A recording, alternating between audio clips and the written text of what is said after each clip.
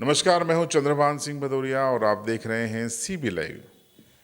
क्या अलीराजपुर जिले के जोबट विधानसभा के 2 बार एमएलए रहे माधो सिंह डाबर को अब बीजेपी किनारा करना चाहती है या रिटायर्ड करना चाहती है या मार्गदर्शक मंडल में डालने का मन बना चुकी है? ऐसा हम इसलिए कह रहे हैं कि करीब 1 साल के बाद बीजेपी ने संगठन पर्व के दौरान 4 मंडल अध्यक्षों की नियुक्तियों को होल्ड कर दिया था।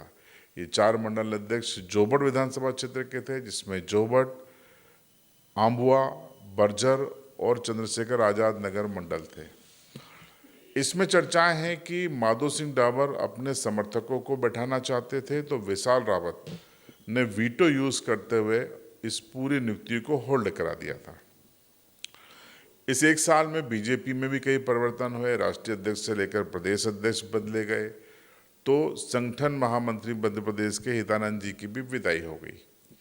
इसी बीच अजय जामवाल ने एक बैठक ली 2 दिन पहले और हड़काया कि भाई आखिर ये नियुक्तियां पेंडिंग क्यों हैं। तो 24 घंटे में नामों का ऐलान हो गया। अब इन नामों को आप जरा गौर से देख लीजिए। स्क्रीन पर तस्वीरें देखिए। पहला नाम है नरेंद्र मंडलोई।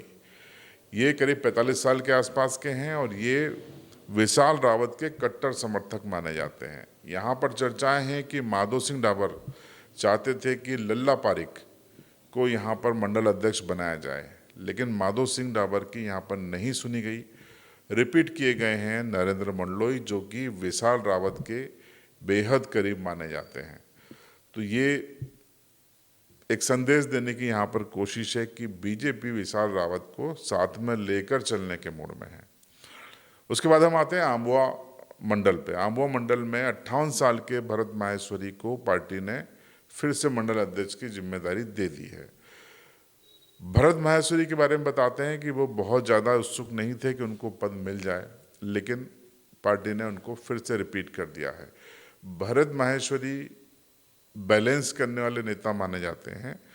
माधो सिंह डाबर से भी उनके संबंध ठीक हैं, तो विशाल रावत से भी उनके संबंध ठीक हैं, इसलिए उनके नाम का विरोध ज़्यादा नहीं हुआ और वे पार्टी में उदार चेहरे माने जाते हैं। व्यापारी हैं मूलतः, लेकिन इसी वजह से किसी को उनसे सुरक्षा की भावना भी नहीं है। लेकिन वो 58 साल के हैं, उनके लिए पार्टी ने नियमों को शिथिल कर दिया है। 45 साल से ज़्यादा का मंडल अध्यक्ष नहीं होगा, ये पार्टी का नियम बना था जब ये संगठन पर्व चल रहा था, लेकिन भरत माहेश्वरी जी के लिए इसमें शिथिलता दी गई, छूट दी गई है। अगला है चंद्रशेखर आजाद मंडल यानी भाभरा मंडल। नारायण अरोड़ा एक बार फिर से मंडल अध्यक्ष के रूप में रिपीट हो गए हैं। नारायण अरोड़ा को आप राजनीति में सब्जियों के एंगल से हम बताएं तो आप आलू मान लीजिए। जैसा आलू हर सब्जी में एडजस्ट हो जाता है कि आप आलू गोभी बना लें, आलू मटर बना लें, आलू चने बना लें, आलू मेथी बना लें, आलू पालक बना लें, कुछ भी बना लें, आलू एडजस्ट हो जाता है। ऐसे ही नारायण अरोड़ा हैं, मूलतः व्यापारी हैं, कारोबारी हैं, लेकिन उनके रिश्ते सभी से ठीक हैं। विशाल रावत से भी संवाद है, नागर सिंह जी से भी संवाद है, माधो सिंह जी से भी संवाद है और विपक्ष के लोगों से भी उनकी निजी बातचीत अच्छी है। तो ऐसे नेता पार्टी को सूट करते हैं। और नारायण अरोड़ा की एक खासियत और है कि पार्टी के कार्यक्रमों में वो दिल खोल के अपनी जेब भी खोल लेते हैं। तो नारायण अरोड़ा करीबन 55+ साल के हैं, उनके लिए भी पार्टी ने ये शिथिलता दी है। आपको बता दें कि नारायण अरोड़ा जब कांग्रेस की सरकार थी तो कलावती भुरिया जो कांग्रेस के एमएलए थे, उनकी जीत के रणनीतिकार भी माने जाते थे और जीतने के बाद उन्होंने उनके साथ में काम भी किया था। लेकिन कलावती भुरिया के जाने के बाद जब पार्टी ने अपना चेहरा बदला तो वो दरकिनार हो गए और बीजेपी में वापस चले गए। मूलतः वो बीजेपी के ही माने जाते थे। अब अगले हम मंडल की बात कर लें तो बर्जर में लाल सिंह चौहान को मंडल अध्यक्ष बनाया गया है। भले लाल सिंह चौहान ये कहें कि उम्र 45 साल है, लेकिन वो 50 साल के ऊपर के हैं। पार्टी ने उनको शिथिलता दी है या उन्होंने अपना दस्तावेज 45 का दे दिया होगा, जो भी हो, उन पर भरोसा जता दिया है। लाल सिंह को दोनों तीनों गुट अपना मानते हैं। विशाल रावत उनको अपने खेमे का मानते हैं, तो माधो सिंह डाबर को उनके नाम से बहुत ज़्यादा आपत्ति नहीं है। सवाल ये है कि माधो सिंह डाबर इस समय करीब शायद 70 प्लस साल के हैं। 2028 में जब वो चुनाव मैदान में उनकी कोशिश है कि वो ताल ठोकें तो वो शायद 73-74 साल के हो जाएंगे। चर्चा है कि वो अब राजनीति में या तो खुद के लिए या फिर अपने बेटे को वो स्पेस देना चाहते हैं। कुलदीप डाबर नाम है उनके बेटे का। स्क्रीन पे हम आपको चेहरा दिखा देते हैं। अब माधो सिंह डाबर चाहते हैं कि उनकी जो पॉलिटिकल लेगेसी है वो कुलदीप संभालें, तो वो उनको राजनीति में लाना चाहते हैं। और अगर माधो सिंह डाबर की चली या उनकी इच्छा के अनुसार सब कुछ हुआ तो कुलदीप डाबर विधानसभा का चुनाव लड़ना चाहेंगे। तो कुलदीप को माधो सिंह डाबर आगे बढ़ा रहे हैं, लेकिन कुलदीप को मैनेजमेंट से इतर गांव फलियों में पूरे विधानसभा में अभी लोग नहीं जानते। माधो सिंह डाबर की जो स्ट्रेंथ है वो उनके सरपंच है, और वो भी भाभरा कठियावाड़ा क्षेत्र के सरपंचों के सहारे माधो सिंह डाबर ने बीते चुनाव में बगावत भी की। नतीजा उन्होंने देख लिया कि वो 20,000 से ज़्यादा वोट नहीं पा सके।